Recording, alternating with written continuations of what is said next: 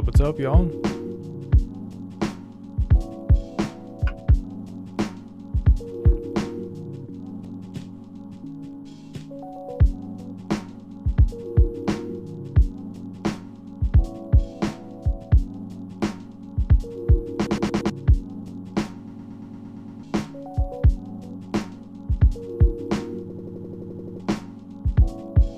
Yo, Jake Russ. What up, man? How's it going?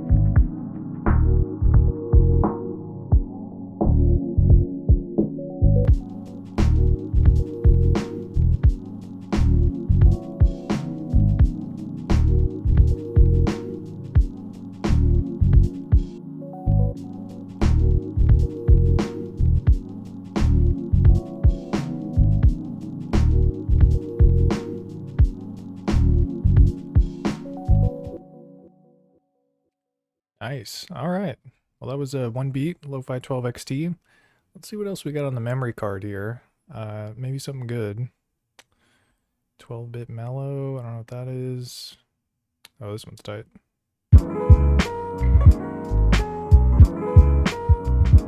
Right now, it's a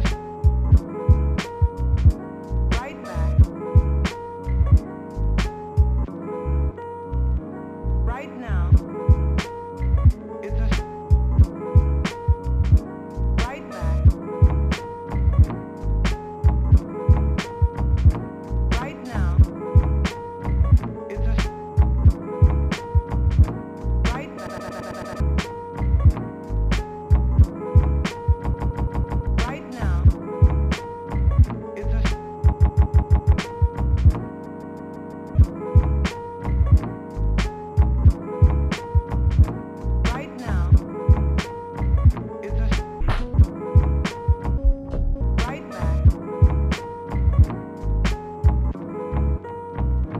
Right now, it's a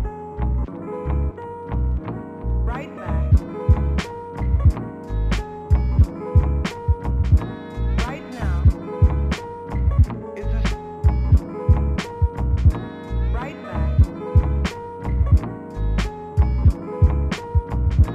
Right now, it's a right back.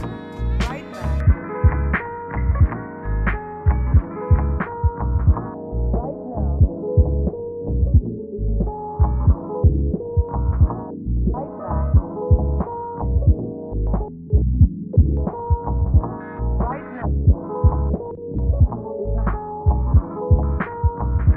right back. Right now, it's a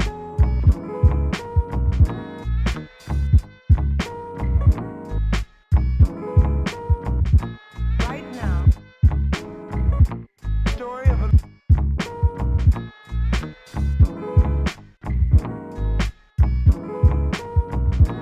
right now, it's a right back. What's up, Matt Jacob? What's cracking, bro?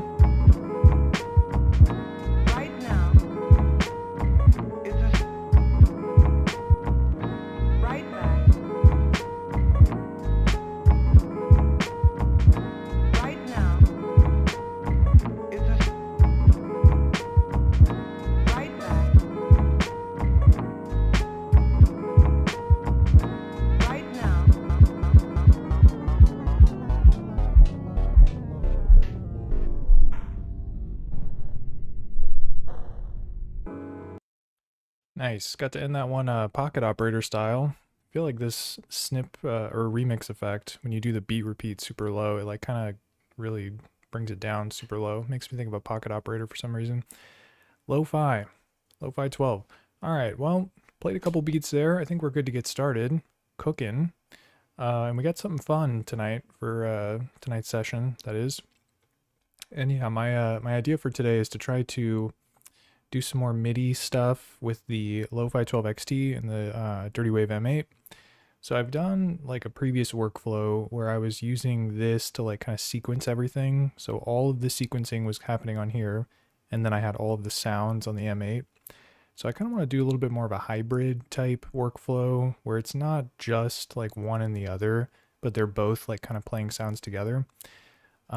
So yeah, my idea is to have like this thing send clock. So I basically press the play button here, and then they both start playing at the same time. And that's going to give me a lot of versatility in terms of having like a lot of different tracks on here that I can use for like, you know, this has 8 tracks and I can do like polyphonic stuff.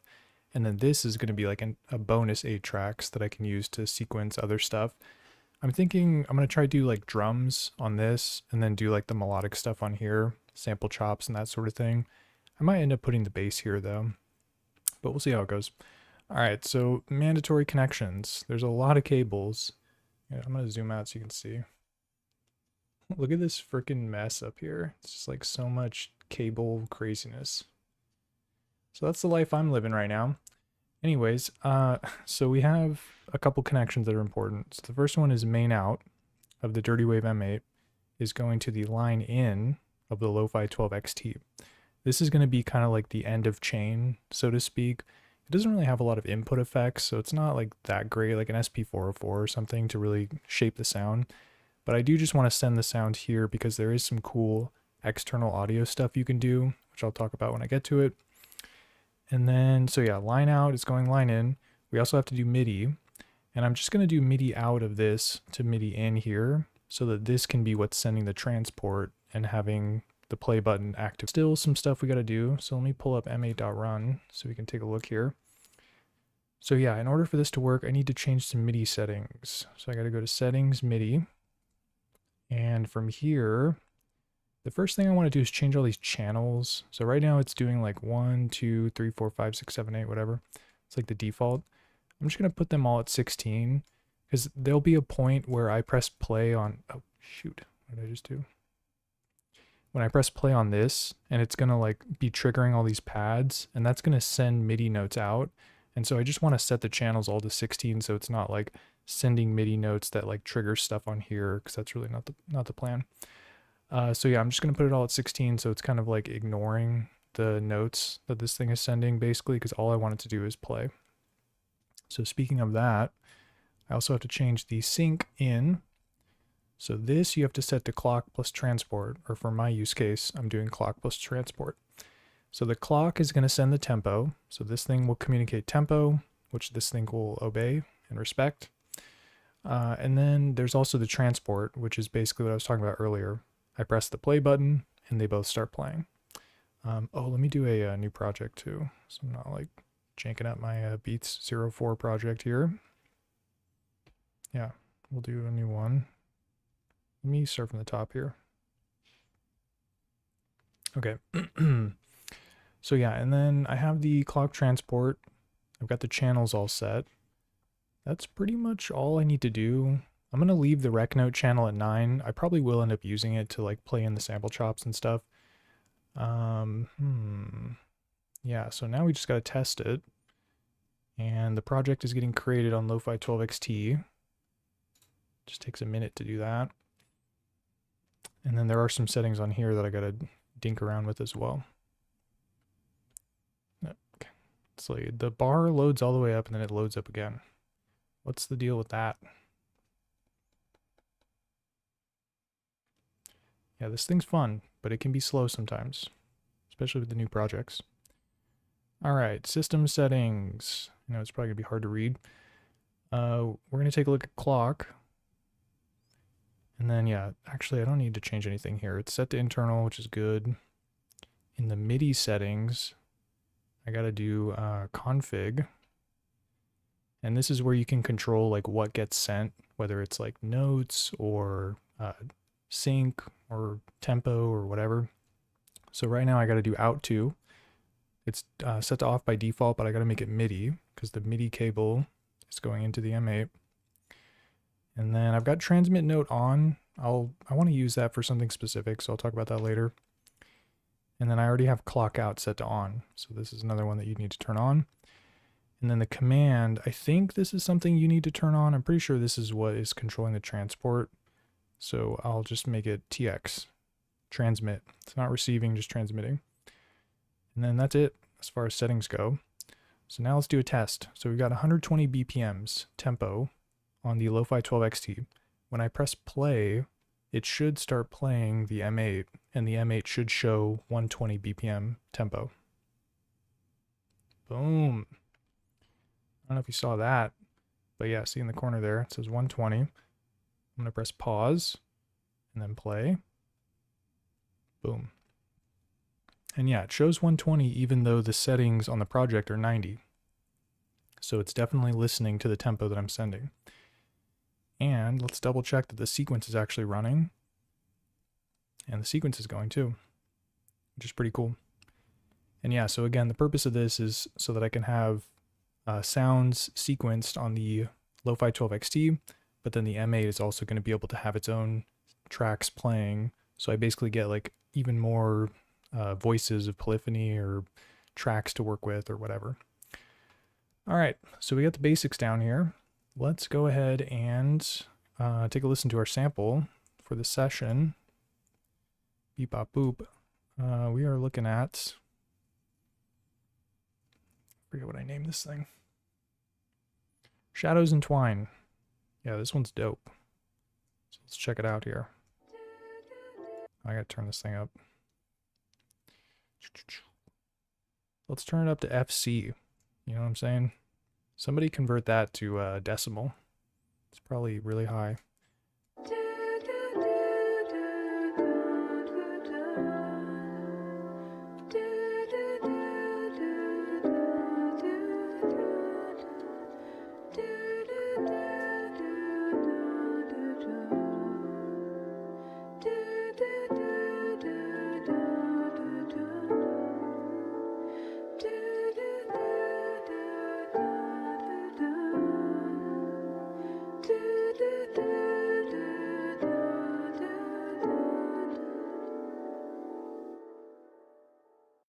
Nice. So you know me, I love the female vocalist type samples. So here we go again with one of those. And yeah, I've got the sample on the M8 and I'm going to keep it that way. I'm actually not going to record it into the Lofi-12XT. So we're going to use M8 for melodic stuff, including chops. So let's get chopping. I'm going to do the lazy chop shortcut, which if you don't know, you just hold play. Well, you have to highlight the slice marker parameter. And then you hold play. And then when you tap edit, it puts the markers in. All right.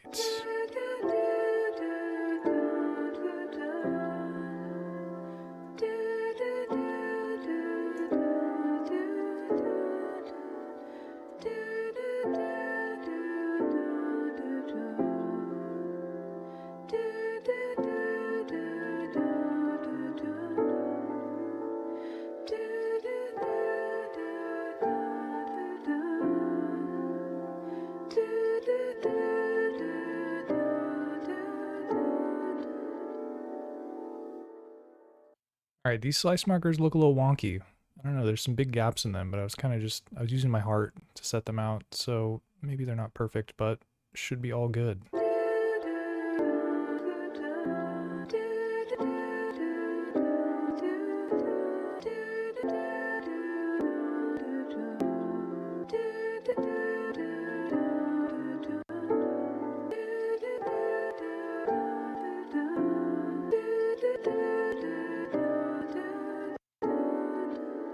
It's not bad. I gotta fix a couple, but overall sounds pretty decent. This one I definitely want to move up. Oh, but let me check the chat here. Nick McKeon writes in and says, "Hey Jay, can't believe you're up at this hour. I'm in Australia." Oh, dude. Big shout out to Australia. You rule, and me and all the other Sonicware loving people appreciate you so much. Oh, man. That's so nice to say. I appreciate that.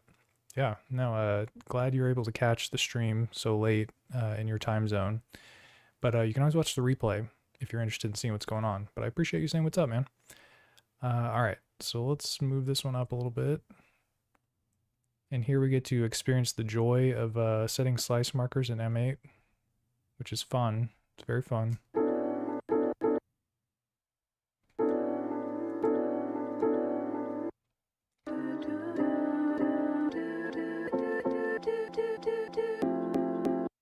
This one does not start at a 0 point, so we're going to try and get it there.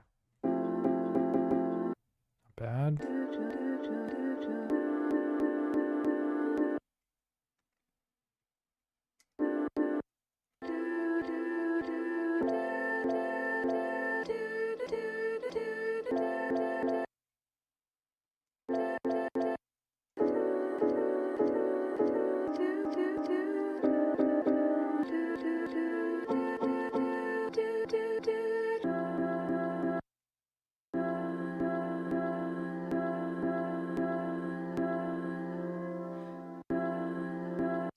I'm hearing nothing but pops, but it's okay. I'm going to put some attack on these too, so it's not, I don't even have to be perfect here, but here I am.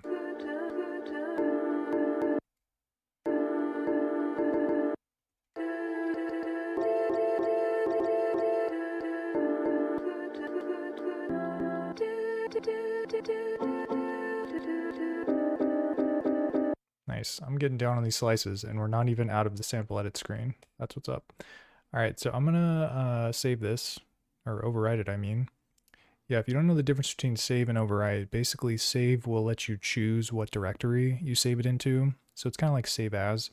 And then overwrite is like save it where it is right now. So it's kind of like it's a quicker, you don't have to make a decision about where you save it. You just do it. So there it is. We got the slice markers in there. That's what's up.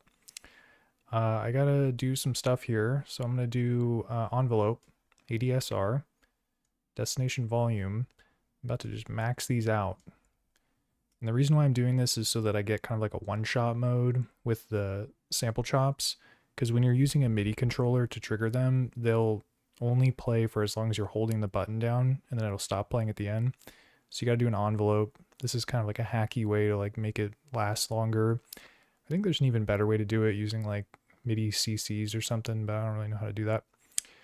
But yeah, so we've got our envelope on there. I got to do slice 01 file. You know, it's like so much to slice this thing, but there's going to be a big payoff. So don't you worry about that.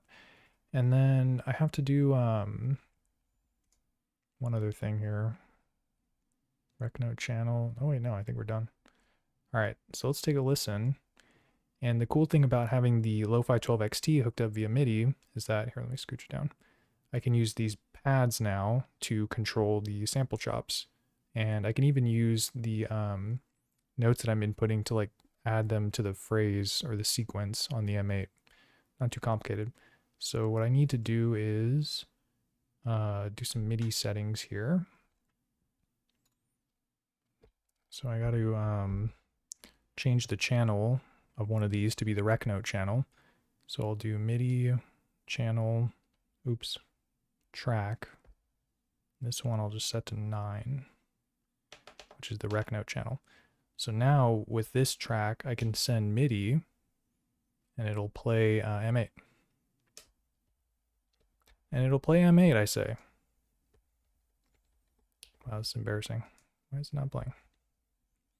But yeah, Nick McKeon says nothing but props. Dude, that's what's up. Yeah, manual chopping, that's the way it is. But sometimes you got to be precise. All right, this thing's not playing. And there's probably a very good reason why. Let me take a look here. MIDI settings. Rec note channel is channel 9. This thing's set to 9. Maybe I forgot to put the note transmit on. Now it says TX note on TXCC. Track 8. I must have erred somewhere.